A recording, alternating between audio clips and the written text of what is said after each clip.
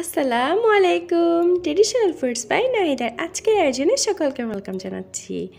Please আমার চ্যানেলটিকে subscribe করবেন আর পাশে থাকা বেল আইকনটি ক্লিক করে আমার সাথেই থাকবেন। আজকে আপনাদের জন্য যে রেসিপিটি রয়েছে এটি হচ্ছে আলু পুরির রেসিপি। আশা করছি রেসিপিটি আপনাদের কাছে ভালো লাগবে। এই রেসিপিটা আপনারা বাসায় খুব ইজিভাবে ট্রাই করতে পারেন। এটি কিন্তু খেতে গরম গরম চায়ের সাথে খুবই মজা লাগে। চলুন তাহলে এই রেসিপিটি আপনাদের সাথে শেয়ার করা যাক। ফার্স্টে আমি ডোটা রেডি করব। এর জন্য এখানে 1 কাপ পরিমাণ আমি ময়দা দিয়ে নিচ্ছি। এরপর দিয়ে নিচ্ছি এখানে আরও হাফ কাপ পরিমাণ। এখন এখানে আমি স্বাদ মতো লবণ দিয়ে নিচ্ছি। এগুলো ভালো করে মিক্স করে নিচ্ছি। এখন এখানে আমি দিয়ে নিচ্ছি সয়াবিন তেল। আমি এখানে 2 টেবিল চামচ পরিমাণ দিয়েছি। এগুলো ভালো করে হাতের সাহায্যে এভাবে ঘষে ঘষে মিশিয়ে নিতে হবে, যাতে করে তেলের সাথে ময়দাগুলো ভালো করে মিক্স হয়ে যায়। আর যখন আপনারা এভাবে মিশিয়ে নেওয়ার পর হাতে এভাবে মুঠি করতে পারবেন, তখন ধরে নিতে হবে এটি রেডি। এখন নর্মাল তাপমাত্রার পানি দিয়ে আমি একটি ডো রেডি করব। ডোটা বেশি সফটও হবে না, আবার বেশি টাইটও হবে না। ডোটা রেডি। এখন এর উপর আমি সামান্য করে তেল দিয়ে নিচ্ছি, এতে করে ডোটা উপরের পাটটা সফট থাকবে। আর রেস্টে রেখে দিচ্ছি 30 মিনিট। এখন পোরটা রেডি করব। এর জন্য আমি পরিমাণ মতো ফ্রাই প্যানে তেল দিয়ে এর মধ্যে 1/4 কাপ পরিমাণ পেঁয়াজ গ্রেট করা আর 1 টেবিল চামচ পরিমাণ আদা বাটা, 1 টেবিল চামচ পরিমাণ রসুন বাটাও দিয়ে নিয়েছি। এখন এগুলো ভালো করে মিক্স করে নিচ্ছি। চুলার আঁচটা মিডিয়ামে রেখেছি।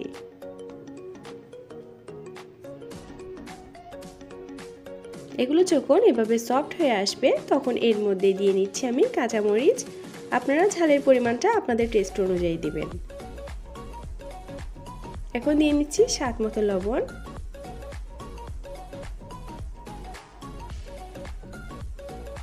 এক টেবিল চামচ পরিমাণ আমি এখানে চাট মশলা দিচ্ছি। আপনারা চাইলে গরম মশলা ইউজ করতে পারেন, তবে চাট মশলা দিলে ফ্লেভারটা ভালো আসে। 1 কাপ পরিমাণ আলু ম্যাশ করা দিয়ে নিচ্ছি। আমি এখানে একটি বড় সাইজের আলুকে সেদ্ধ করে এরপর ম্যাশ করে নিয়েছি। এখন দিয়ে নিচ্ছি ধনিয়া পাতা, এতে করে খুবই সুন্দর একটি ফ্লেভার আসে।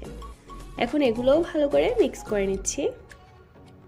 এটি কিন্তু রেডি। এখন আমি এটি রেখে দিচ্ছি ঠান্ডা হয়ে যাওয়ার জন্য।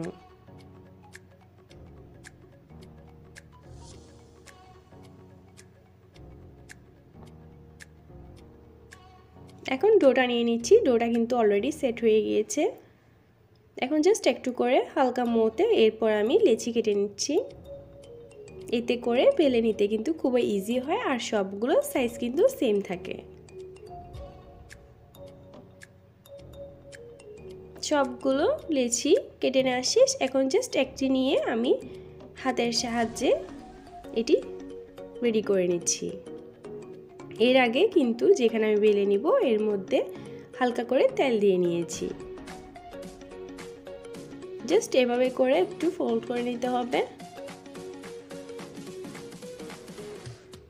এর মধ্যে আমি রেডি করা আগে থেকে পোরটা দিয়ে নিচ্ছি।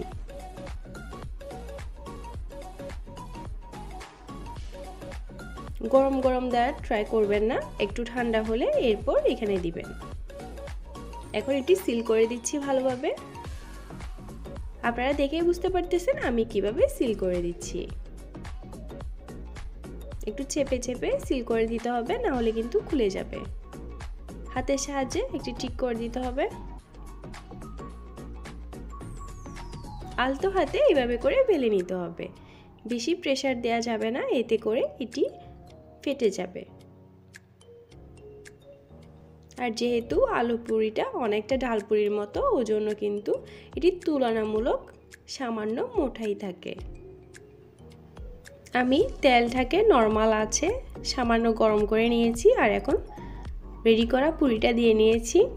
এভাবে করে তেলটা কিন্তু তুলিয়ে দিতে হবে উপরে, এতে করে এটি খুবই তাড়াতাড়ি ফুলকো হয়ে যাবে।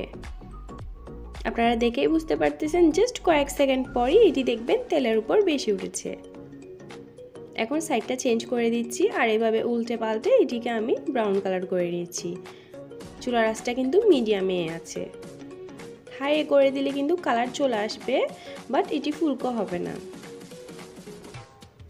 এভাবে করে করে আমি সবগুলো রেডি করে নেব। এটি দেখতে যেরকম ইয়াম্মি হয়েছে, খেতেও কিন্তু মাশাআল্লাহ অনেক বেশি মজা। আপনারা বাসায় একবার হলেও ট্রাই করে দেখতে পারেন। আশা করছি আপনাদের কাছেও ভালো লাগবে। আপনারা চাইলে এটি সালাদ কিংবা চায়ের সাথেও ট্রাই করতে পারেন। আশা করছি আজকের এই রেসিপিটা আপনাদের কাছে ভালো লেগেছে। ভালো লাগলে আমার চ্যানেলটি সাবস্ক্রাইব করে না থাকলে সাবস্ক্রাইব করে দিবেন, আমার পাশে থাকবেন। আজকে আমি বিদায় নিচ্ছি। আগামী পর্বের আমন্ত্রণ জানিয়ে আপনারা অনেক বেশি ভালো থাকবেন।